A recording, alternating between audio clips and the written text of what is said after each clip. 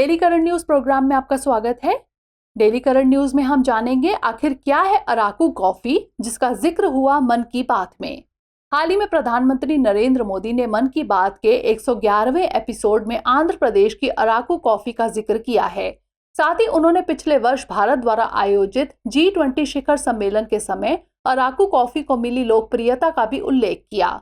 अब बात कर लेते हैं अराकू कॉफी के बारे में। यह कॉफी आंध्र प्रदेश के विशाखापत्तनम जिले के पहाड़ी इलाकों में अराकू घाटी क्षेत्र और ओडिशा क्षेत्र में समुद्री तल से 900 से 1100 मीटर की ऊंचाई पर उगाई जाती है। इस क्षेत्र की अद्वितीय जलवायु और जैव विविधता उच्च गुणवत्ता वाली कॉफी उत्पादन के लिए आदर्श है।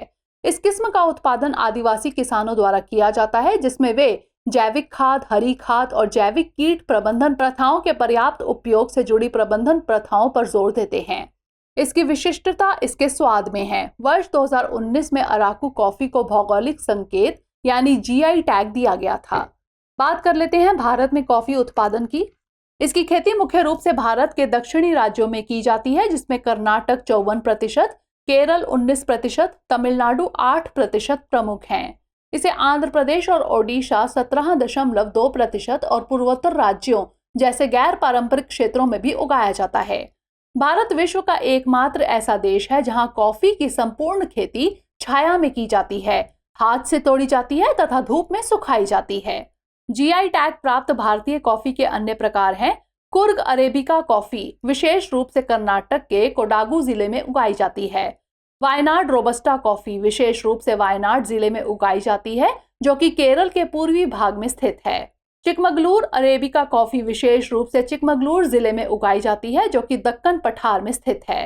बाबा बुदनगिरीस अरेबिका कॉफी भारत में कॉफी के जन्म स्थान चिकमगलूर जिले के मध्य भाग में उगाई जाती है। इसे हाई ग्रोन कॉफी भी कहते हैं। आइए नोट कर लेते हैं अभ्यास प्रश्न। अराकू कॉफी के संबंध में निम्नलिखित कथनों पर विचार कीजिए। 1. इसका उत्पादन आंध्र प्रदेश के विशाखापत्तनम जिले के पहाड़ी इलाकों में किया जाता है। 2. यह आदिवासी किसानों द्वारा जैविक विधि से उगाई जाती है।